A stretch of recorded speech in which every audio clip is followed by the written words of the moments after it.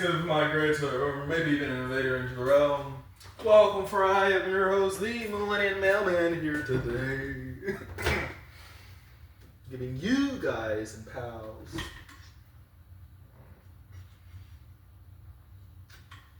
hello. Well, you're already recording. Welcome to the realm of Millenia, be a man. Already screwing it up. Well, welcome to the realm of Millenia, be a man, woman, a child, a spirit, creature, or demon. Be ye a native migrator, or maybe even an invader into the realm. Welcome, for I am your host, the Millennium Mailman, here today, delivering you guys and gals the news from the realm of Millenia. It is Storytime Saturday, and I will be world building for you long after you've already begun to acclimate and fit in. So go ahead, sit back, relax, and enjoy this Storytime Saturday. All right. I don't know what I want to eat yet, because I only have one more prepared meal, but I don't want to make a bunch of food for breakfast.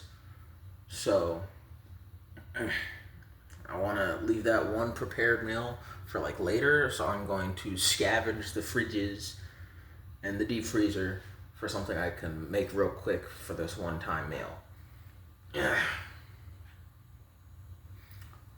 As I talk about this story time, of course, don't be lazy. But yeah, I'm old as hell, man. I'm really old. And part of the reason I could start recognizing I was old was when I realized I had plenty nuggets of wisdom. And like when I would talk about things and say things, I realized I was probably getting pretty old, because all the older guys would be able to agree with 90% of what I had to say. And it wasn't just because of pity, and it wasn't just because of a general understanding. Like, yeah, this kid is knowledgeable and understands real life, so he's been through some things. They were like, oh, that is actually well articulated. And not in the well articulated, like that sounds good in court. That's a well articulated, because even the country bumpkin in the corner, who doesn't seem like he speaks any language properly, even he is nodding his head and further disseminating the truth behind the words in his own words. Like, oh man, I'm old as fuck, dude. I'm old as fuck.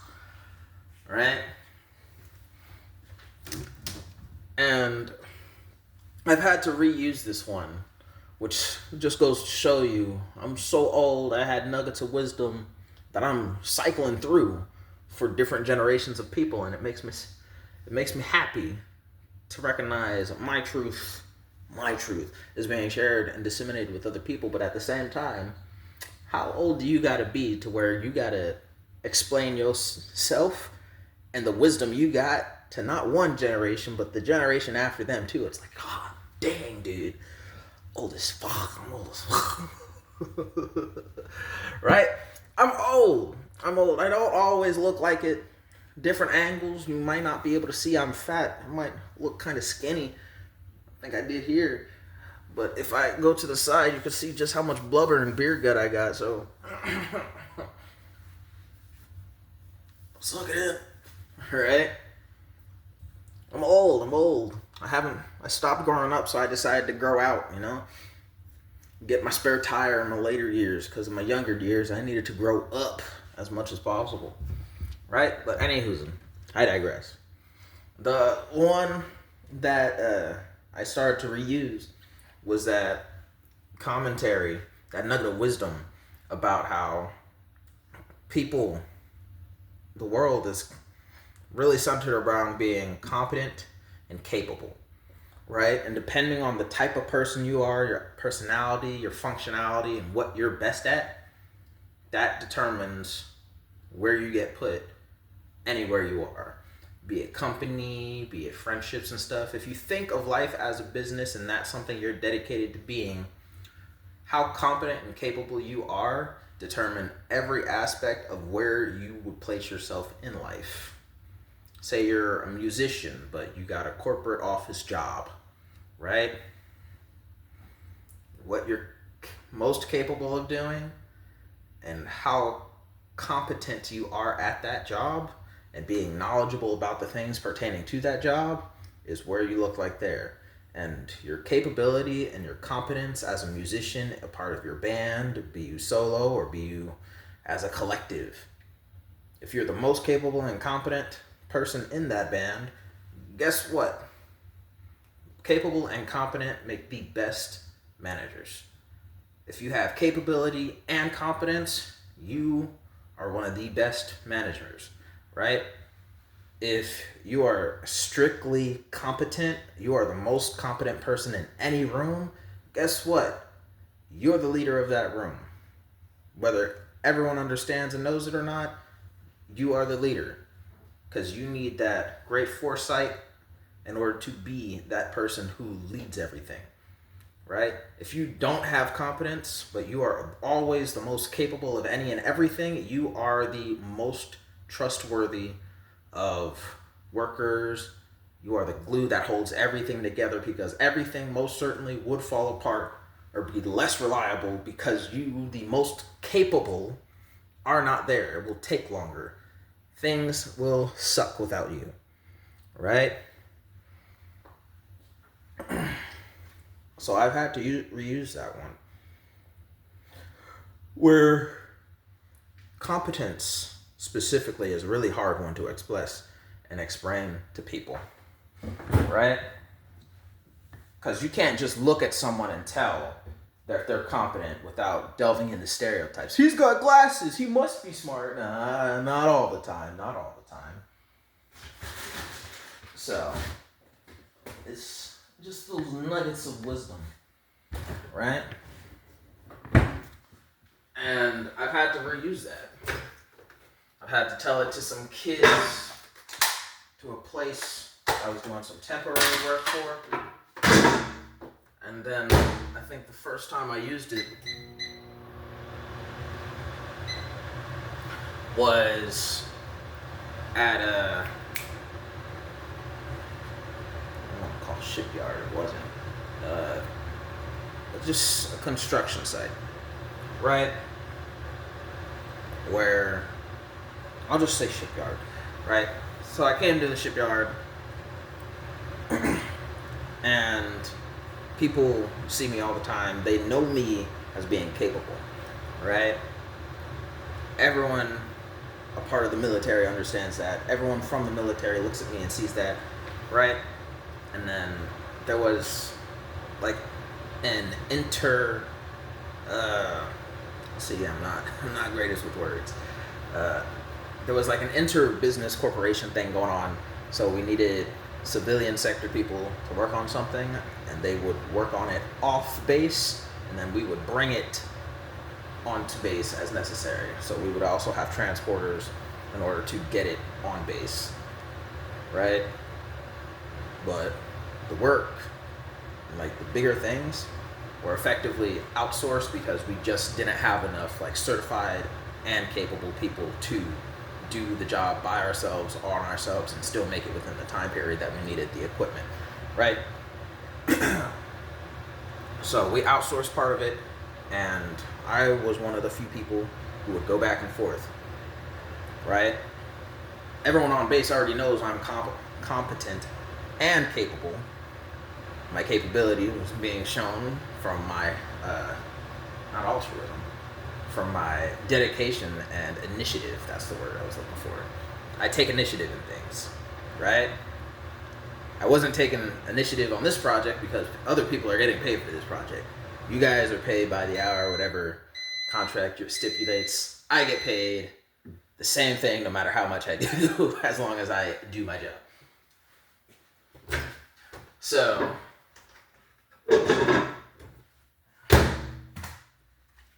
in general, that everyone on the military side and the military interchangeably understands me. The civilians didn't know that. So I would come on site and I would say the little nuggets here and the little nuggets there.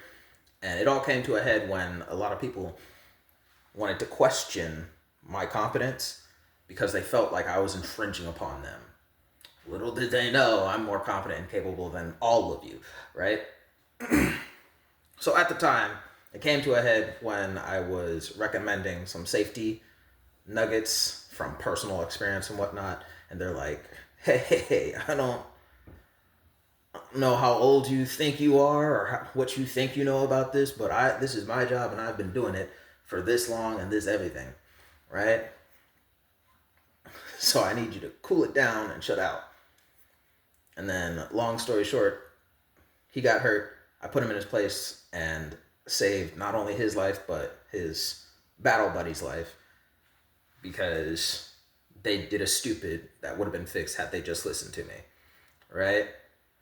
And it wasn't directly in that incident, but it was a couple days after everything was filed and done right, and the guys both made it out the hospital and came back to doing their job because they're fine and okay now, after a couple of incident reports had to be filed, right?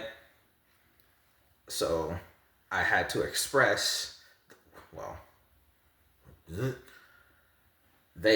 one of them came to ask me, like, hey, we learned about who you are and what do you do and your experience and your background and everything. Why didn't you just say that, right? Because I'm like, it's not my job. It's your job. I'm not trying to steal money out your children's mouths or anything. I'm just trying to look out and keep you guys safe. Well, why aren't you guys doing it? Because the situation, there isn't enough of me and enough people qualified or capable or competent as me to do this job by ourselves. That's why we contracted you guys and outsourced the labor to you guys, right? We need and want other people to do it. Otherwise, I would love to do it all by myself. It's not sustainable or reliable for me to do that, because there's a million other things I got to do other than checking in with you guys and making sure the progress is being done. I'm not even the head liaison in the factors being done here. That's that guy's job. He knows all the technical words and stuff. I'm not one for all the words, right? Because I'm a worker. I love to do, right? But I'm also competent, which means I make a great manager. And they questioned me on that. They said, what is competence? And that just makes you a good worker. No. Right? The best, most reliable worker isn't always the one that got the words in order to express and explain things. The best and reliable worker that everyone has always wanted since the beginning of time was the person who was most capable at the job, right? We did this in math class, where for the most efficient line production, where would you put Sarah, Brett, and Chad and Chaz? Where would you put these 4 people on the assembly line if this person does things at this speed, this person does this at this speed and can help here and there and knows this and that, right? You put the most capable person at the particular spot in the line that makes the most sense and boosts production at the fastest speed, right? If you do that, the production will go 1,000,000 miles an hour. Capable people make the greatest workers, right? Hands down, period. Of the capable people, if you have a capable, competent person, you make that your little assembly line squad leader. That is the person who would be effectively management. The most competent of your capable people is the best manager. And above that, who make the best leaders are the competent people who may or may not even be capable. Like your owner, he knows all the other back office things while you guys are working on the front end. The best person to run your back end is the competent person who understands and knows. While the best CEOs are the ones who can live and let go, regardless of how competent they are on your side or knowledgeable of anything you guys do. The greatest of CEOs who earn the most and do the most are the ones who are knowledgeable. They don't even got to be competent. They just got to be able to be real and recognize the best person for the spots and be able to let go and leave alone, right? Because if your CEO, your owner, right, cannot let go and just let the people who actually know and do the job do their part as they should, he's going to lose money. he or she, right? Your CEO is a woman or man. They're going to lose money. So the best CEOs are the ones who can put people in the right space and allow them to do their job the way they're supposed to and the way they need to without further unnecessary interference. Because there's necessary interference, right? So I described that to them for the whole assignment and construction and the duties and stuff they were doing. I saved a few lives in the process and unfortunately had to do incidents reports and stuff, and it sucked. All right, sucks to suck, happens, captain. And the clock's still ticking, life still goes on, and we figured it out. Right now, a bit more recently, I had to do it for the next generation coming out here, and I gotta realize I'm old because I'm gotta express this a million times, right? So I'm working in a restaurant, and nothing as major as an incident report needs to be filed by me. But I have to, in a restaurant, at the time I was a restaurant manager for a well-known franchise, and people are being dumb, people are being stupid, and some people got complaints, but apparently everyone knows me to be that person you can always get answers from, who in the troublous times you can call on at 4 a.m. in the morning to help you fix a problem, right? Because I take that initiative. I love working. I'm a workaholic. I love to work, right? So the night before, I was called out of bed. It was a decent, like 10:30, and they're like, hey, we're backed up. We need help. We thought we could do it. We can't. How fast can you be there? I'll be there in like 15 minutes. No time at all. I'm already naked. It'll take no time at all to put some clothes on and be right there. I'll be right there in 15. Right? So I'm helping them out because the store doesn't close until 4 a.m. Why? Oh gosh. Right?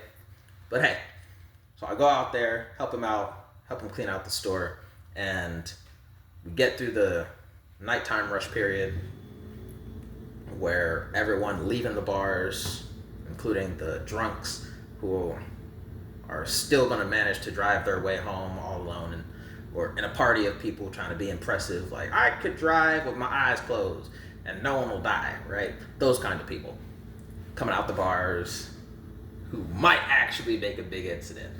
Help serve them all, get their fast food restaurant food, orders to them, go the whole mile, and we get through the rush, get everything clean.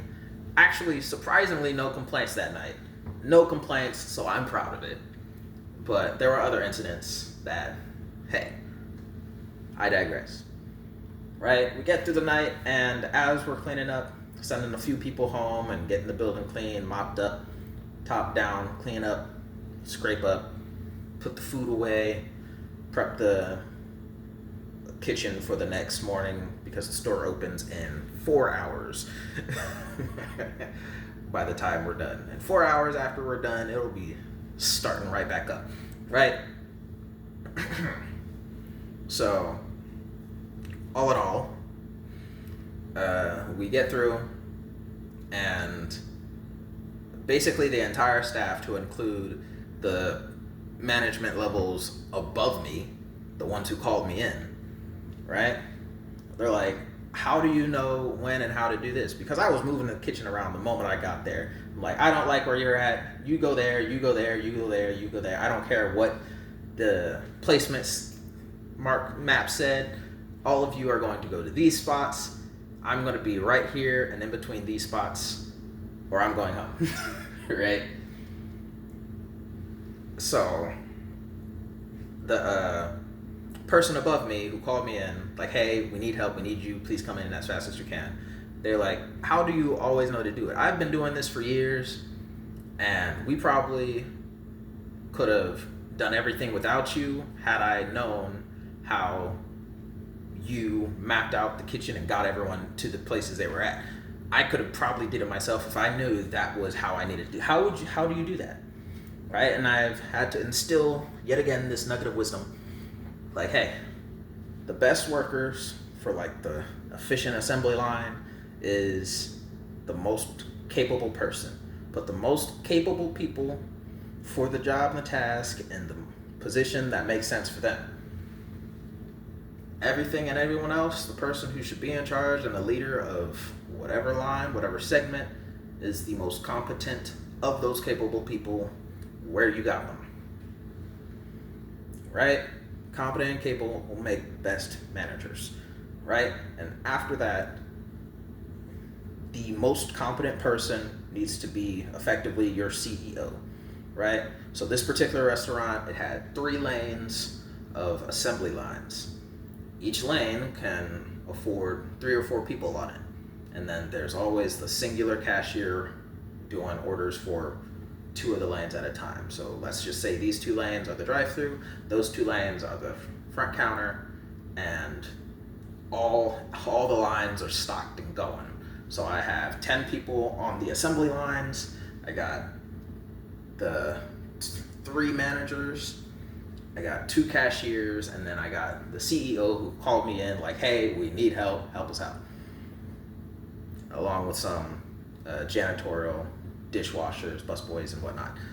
And ignore them for now, right? There's not much I can change them, right?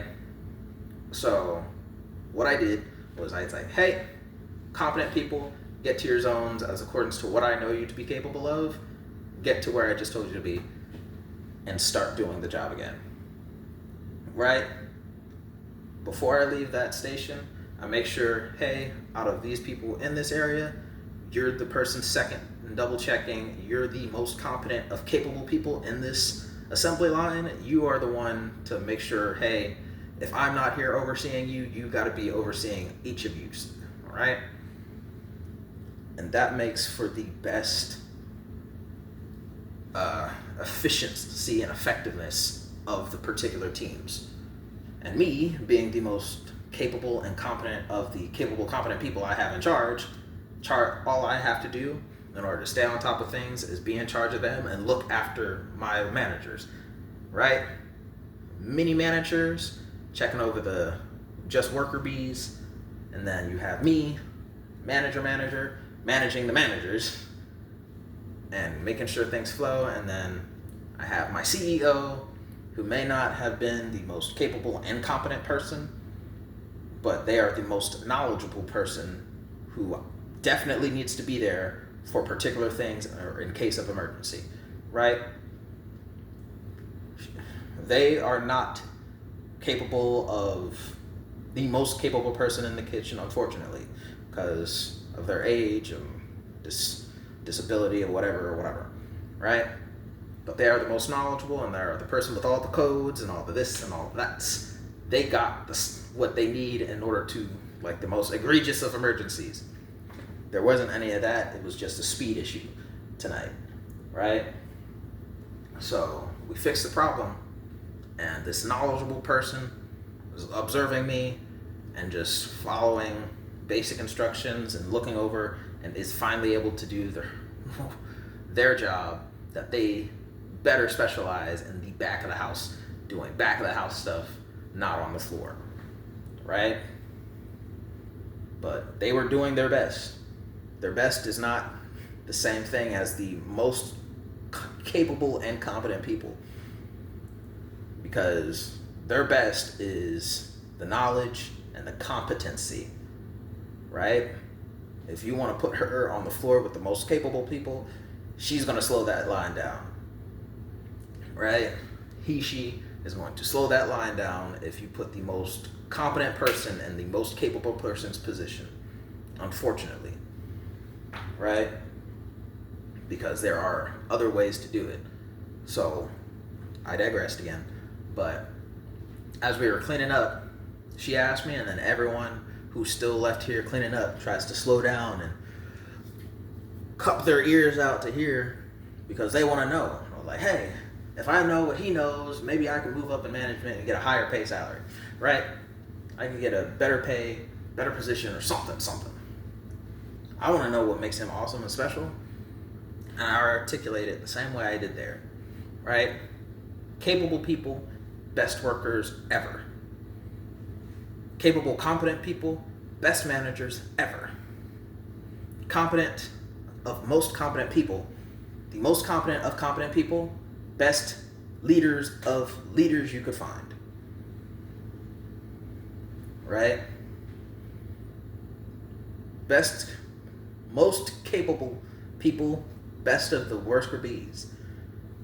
Capable and most capable of competent people, best managers of worker bees you could ever ask for. The most competent of competent people, best managers of managers you could ever have. And there's a different standard for CEOs. None of them are really in that CEO entrepreneur status right now, so I didn't tell them the rest of that. But that's where I cut it off and furthered it for other conversations in later days. But that day, that is the conversation I had to particularly have. Like, hey, I need you guys to understand this and that, right? And then by the time we finish closing up, we're doing the walk around the buildings, making sure everything's done, and we're all walking to our cars at 4:46 in the morning, a.m. Now finally getting home, right?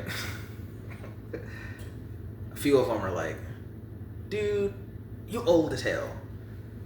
Because how do you know all that? It's like, it's just experience, right? When I was in school, I got taught how to do my taxes. When you were in school, you got taught how to, I don't know. You got taught, what? Because I can't even say culinary. Culinary was taught to me as well. I like to brag about the 3 recipes I remember from culinary class and none of the other ones. What's something you guys, this current generation, learns in school? What? Yeah, you learn pronouns. Yeah. When I was in school, I learned how to do my taxes. And when you guys of this generation are in school, you guys learn pronouns and politically correctness. Politically correct don't get you a job. Politically correct don't allow you to keep a job. Doing those adult things lets you learn how to be an adult and successfully adult your adulting life, whether you like it or not. You don't need to ask for help. You don't need to ask for no recommendations. So I realized I was old as hell when I was giving adulting advice to those who should have already learned and know the ins and outs of being an adult. Like, darn, of all the things I could be teaching, I realized I'm old when I had to teach adults how to be adults. Because when you walking and going through this life and this trial and journey, no one is ever 100% ready, you know? No one is 100% ready for anything ever in all of existence, right? And when I realized I was the person to teach other people how to be more 100% ready, darn, I'm old as hell. I'm old as hell, dude. I'm old. Shit. Freaking sucks. But hey, that's just me, your Millenia Mailman. Hope you enjoyed. If you did, press that like button. If you got any questions, comments, concerns, thoughts, or opinions, go ahead and put that in the comment section down below, or email me at milleniamailman@gmail.com. Or by all means, share the video for more exposure, or subscribe if you feel like. Dislike the video if you don't. But hey, peace, love, and happiness. Goodbye.